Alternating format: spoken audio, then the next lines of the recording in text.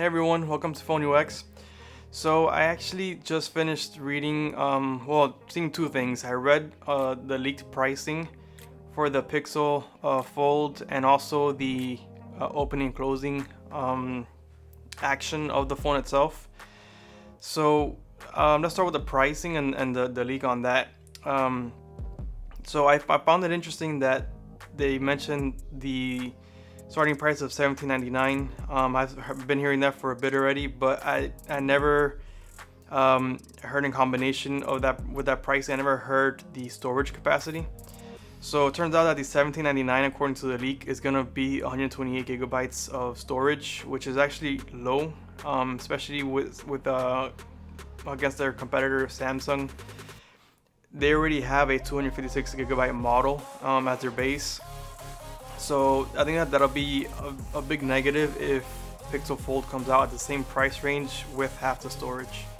We'll see if they change that. Maybe that was an old leak or something, and maybe the storage is gonna be brought up to 256.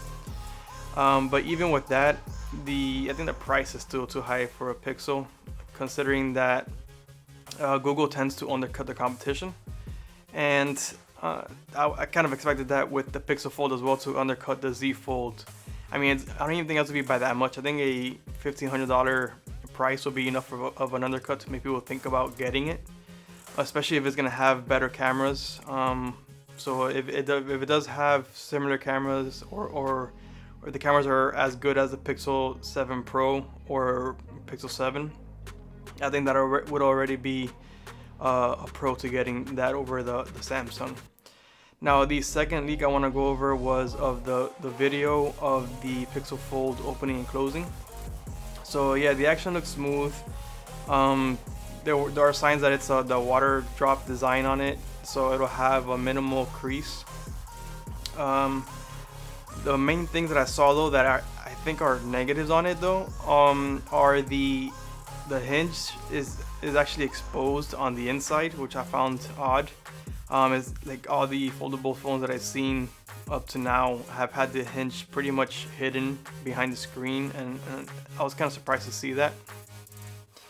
The second thing I noticed is that it has a pretty large upper and lower border, which is not the biggest deal because it kind of helps the screen kind of be closer to a 4:3 aspect ratio, which is more of a usable type of aspect ratio. So that's not the biggest deal.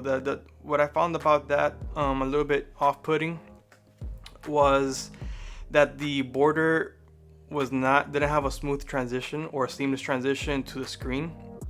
It looks like the screen is actually recessed, which I find to be a little off-putting. Looks pretty outdated already. So it looks like it has a dark glass looking top and bottom border, and then it recesses into the screen. But yeah, maybe that's just me. Maybe I'm just too picky about that. But let me know your thoughts in the comments. Is that border a big issue? Is that recessed screen a big issue? Is the exposed hinge problematic? I hope you enjoyed this video. Please remember to subscribe and click the notification bell to be notified when I upload new content. And as always, I'll see you on the next one.